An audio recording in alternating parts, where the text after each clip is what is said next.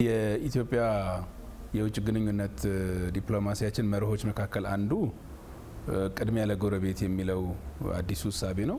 እንግዲህ የክህሎት ልማት ዘርፉ ላይ ቀጠናዊ ትብብር ለማጠናከርም እየተሰራ ነው ያለው። በዚህ መሰረት የቴክኒክና ሙያ ዘርፉ በአገር ውስጥ ከሚደረገው የሰው ኃይል ልማት በተጨማሪ በጎረቤት ሀገራትም እንደዚሁ ካሉ ሀገራት ከሚመጡ ተሳታፊዎች የስኮላርሺፕ ፕሮግራሞችን ለመስጠት ጥረት እየተደረገ ነው። ላለፉት 5 ተከታታይ ዓመታት ለምሳሌ በኢንስቲትዩታችን በየአመቱ እስከ 250 የሚደርሱ የጎረቤት ሀገራት ተማሪዎች እዚህ ግቢ ውስጥ ትምህርት ይወስዳሉ። ስኮላርሺፕ ፕሮግራም ይሰጣቸዋል። ይሄ በዘርፉ ከፍተኛው ቁጥር ነው። በቴክኒክና ሙያ ዘርፍ ከፍተኛው ቁጥር የሚባለው ስኮላርሺፕ የሚሰጠው እኛ ጋር ነው። የቴክኒክና ሙያ ኢንስቲትዩት ውስጥ ነው የሚሰጠው።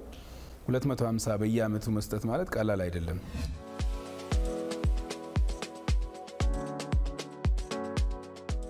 ዓላማው ቀጠናዊ ትብብርን ማጠናከር ነው።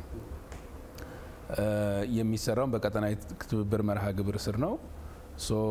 ጎረቤት ሀገራት እንደ ደቡብ ሱዳን፣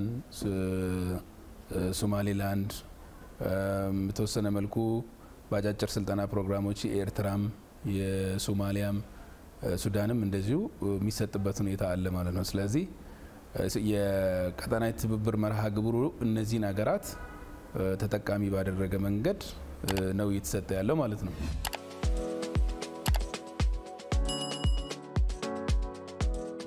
አንደኛ ተባብሮ ማደግ የሚለው መርህ ተግባራዊ ለማድረግ ያስችላል። በሁለተኛ ደረጃ ከዚህ ትምህርት ለመውሰድ የሚመጡት የተለያዩ የጎረቤት ሀገራት ተማሪዎች ኢትዮጵያን እንዲያውቁ በባህል ትስስር እንዲኖር በመካከላችን የእርስ በርስ ትውውቅ እንዲኖር ለማድረግ ያስችላል። ቀጠናዊ ትብብር ለማረጋገጥ የመጀመሪያው መንገድ የህዝብ ለህዝብ ግንኙነት ነው። ስለዚህ ስኮላርሺፕ የሚሰጣቸው የጎረቤት ሀገራት ዜጎች እዚህ መጥተው ሲማሩ የኢትዮጵያን ባህል ይለምዳሉ። የኛዎቹ ደግሞ ሶማሌላንዶች እንዴት ናቸው፣ ሳውዝ ሱዳኖች እንዴት ናቸው፣ ሌሎችም የጎረቤት ሀገራት እንዴት ያስባሉ፣ በምን አይነት መንገድ ነው ሀገራቸውን የሚስሉት፣ ባህላቸው ምን ይመስላል የሚለውን የልምድ ልውውጥ፣ የእርስ በርስ የባህል ልውውጥ፣ የእሳቤ ልውውጥ ይደረጋል ማለት ነው። ይሄ ቀላል ነገር አይደለም።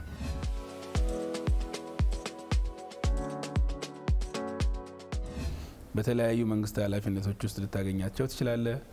አሰልጣኞች ሆነው መምህራን፣ የቴክኒክና ሙያ አሰልጣኞች በኃላፊነት ቦታ ላይ በተለያየ ደረጃ ፖሊሲ አውጪዎችም ሆነው ታገኛቸው ትችላለህ በየሀገራቸው።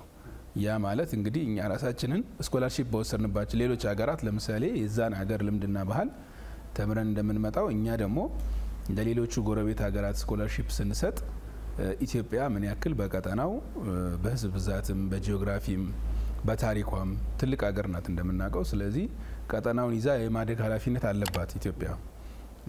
ካሉት ጎረቤት ሀገሮች አንጻራዊ የሆነ ኮምፓራቲቭ የሆነ አድቫንቴጅ ያላት ሀገር ናት ኢትዮጵያ። ስለዚህ ያንን ታሳቢ ባደረገ መንገድ ኃላፊነቷን መወጣት ይዛ መውጣት ቀጠናውን ስለሚገባት በዚህ መንገድ ነው የሚሰጠው ማለት ነው።